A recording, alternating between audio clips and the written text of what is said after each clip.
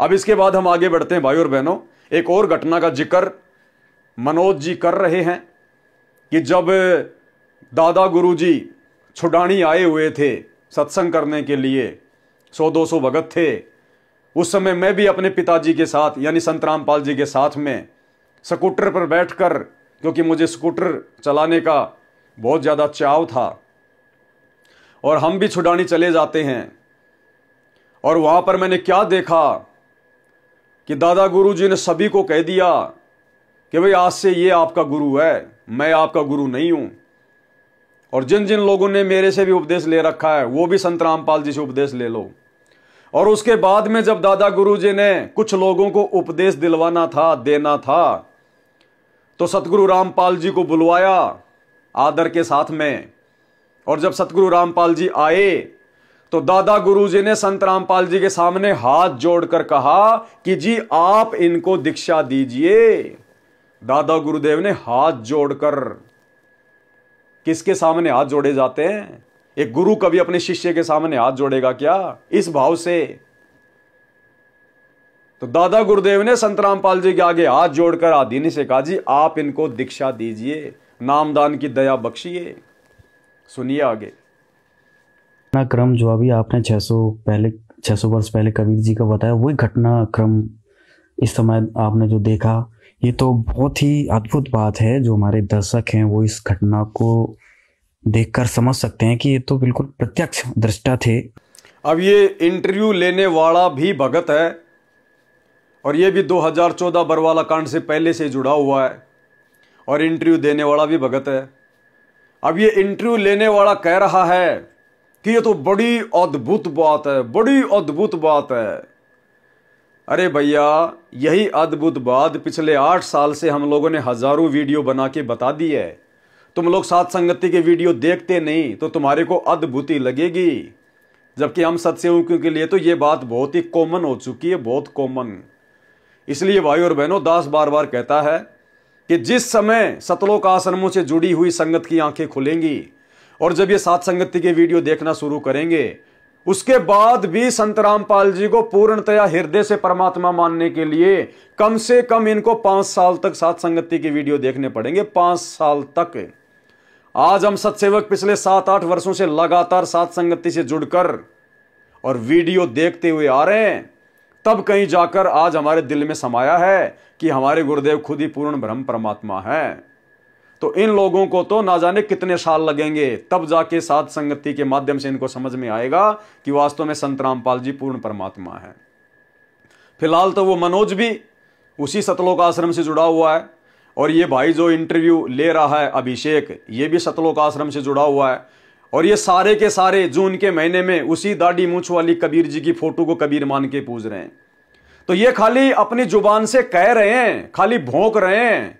इनको अंदर से यकीन नहीं है, इनको अंदर से विश्वास नहीं है कि वास्तव में संत रामपाल जी ही कबीर जी हैं। और दादा गुरुजी और उनका जो संबंध था वो एक गुरु शिष्य परंपरा के तहत था। ये केवल बातें कर रहे हैं, करनी तज कथनी कथया ज्ञानी दिन रात, कुत्ते ज्यों भौंकत फिरे, सुनी सुनाई बात। आगे सुनिए। थे मनोज जी वहां पर, और जो ये घटनाक्रम हुआ, इससे संत रामपाल जी महाराज के जो भक्त हैं वो समझ सकते हैं कि संत रामपाल जी महाराज कौन है। ये तो सर बहुत ही अद्भुत आपने घटना बताई है। इसके साथ सर कोई और याद जुड़ी हो? उसके बाद मैं बताना चाहूँगा एक और अद्भुत जो घटना घटी है मेरी आंखों के सामने, वो भी बताना चाहूँगा आपको जी। मैंने क्या देखा, एक बार स्वामी रामदेवानंद जी महाराज जी बैठे हुए और सैकड़ों की संख्या में श्रद्धालु बैठे हुए। दादा गुरुदेव जी ने संत रामपाल जी महाराज जी को बुलाया। अच्छा।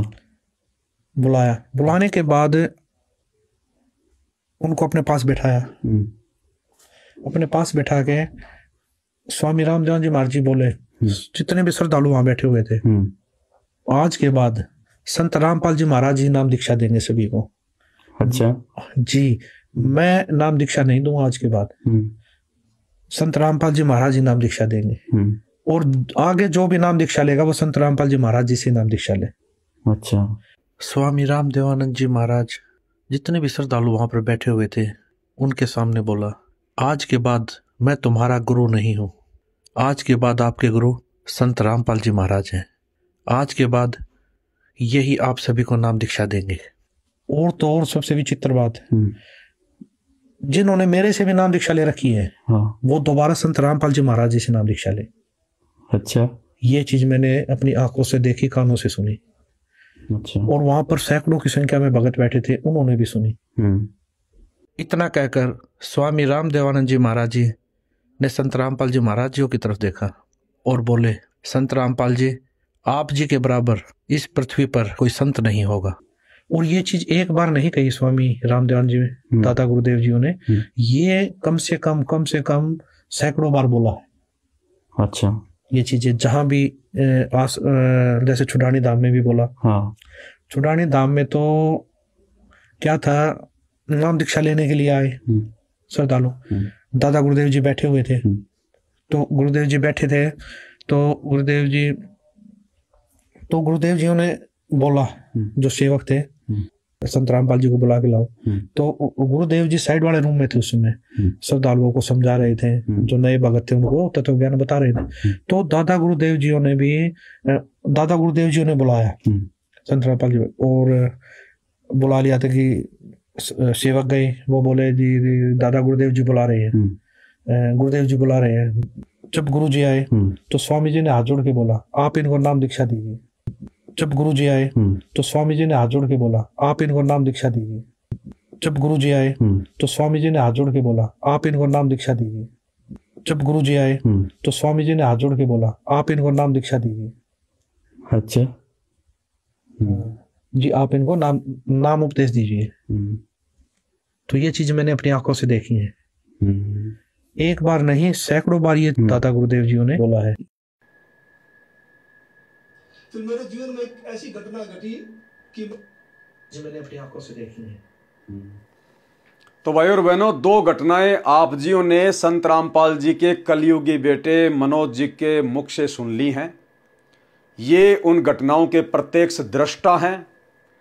और दास जैसा आप जियों को बार बार कहता है वीडियो में कि भाई और बहनों, सेम टू सेम वर्तमान में 650 साल पहले वाली ही घटनाएं घट रही हैं, समस्त लीलाएं चल रही हैं। अगर समय रहते ये बातें समझ में आ गई तो ठीक है, अन्यथा फिर से हम मौका चूक जाएंगे। जिस प्रकार 650 साल पहले गुरु को ही परमात्मा ना मानकर हम पूर्ण मोक्ष से वंचित रह गए। तो आज आप भाई बहनों को यह दृढ़ विश्वास दिलाने के लिए कि सतगुरु रामपाल जी खुद ही परम ब्रह्म परमात्मा है, कबीर परमेश्वर हैं, और एक मुंह बोला गुरु बनाकर उन्होंने अपने भक्ति मार्ग को शुरू किया है। अन्यथा वे जगत गुरु हैं, और जगत गुरु को आगे ज्ञान देने के लिए किसी अन्य को गुरु धारण करके ज्ञान प्राप्त करने की आवश्यकता नहीं है। उम्मीद करूंगा आप जियों को पूर्ण विश्वास हो चुका होगा। शक और संदेह की कोई गुंजाइश नहीं रही होगी।